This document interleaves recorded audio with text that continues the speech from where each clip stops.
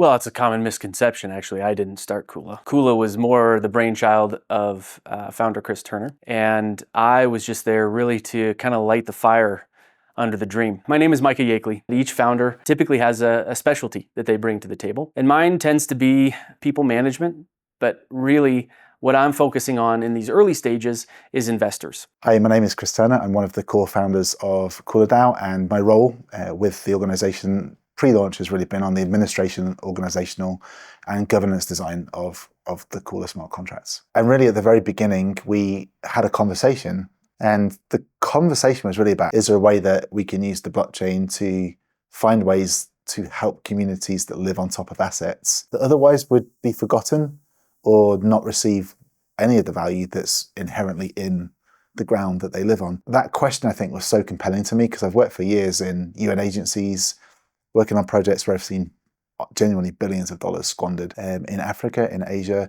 And then I moved more into the institutional side of development, so the more infrastructural energy sector and integration of health and transport systems. I found the same.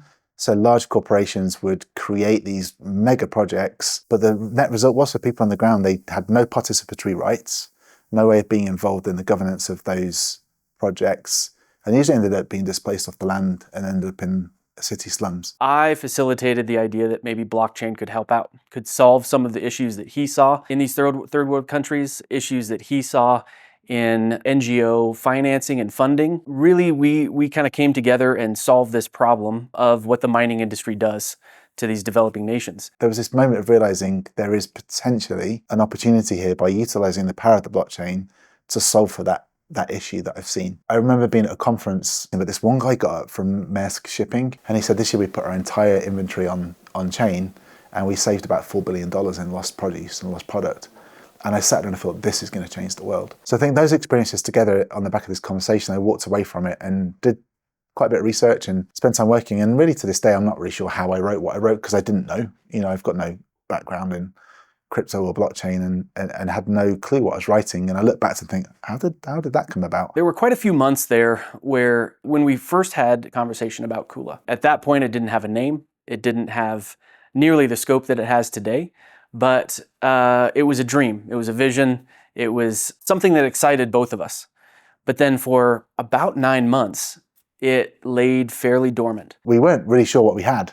Did we have something? And I think we thought we had something, but we had no clue, honestly, of how to even progress that. It's hard to facilitate a dream when you're being pulled in 100 other directions. At a country club, I saw this person doing something wrong, which I thought was doing something wrong, trading cryptocurrencies. So out of character, I approached this Micah person and tried to tell him that with my experience, I could probably help him.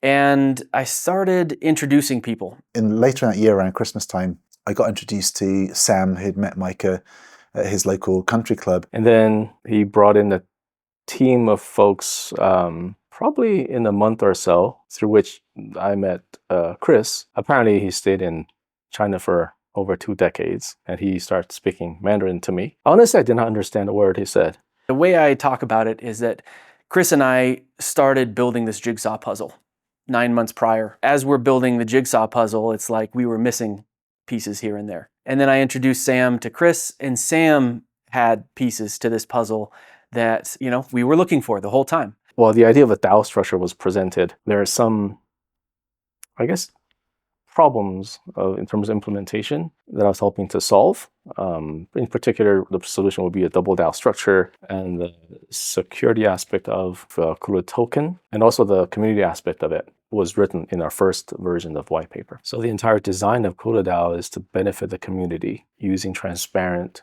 impact investment. And that agrees with the usage of blockchain naturally. The fact that we can use this new technology in a beneficial way is something I'm really excited about. So we had a DAO structure, but the double DAO structure kind of solved for the inherent weaknesses that we'd come up with. And from that point, it's like, we actually have something. And that's what started to really build the scope of this project. We started to see the picture come together, exactly what this project could do. There was a time where Kula was really quiet and dormant and even on life support. But as soon as we got the right key people in place, those puzzles went in and the picture took shape. And then it was really kind of a couple of months later, and I remember coming to the States, and I remember booking the flight thinking, I've got to go and find out, and really asking the question of both Michael and Sam at that meeting, are you guys all in if we do this? Are you really going to commit? Because I'm ready to go for it. That was the point where I would say we started Kula DAO. And I think together from that weekend, it was like, yeah, this is something and we're going to build it.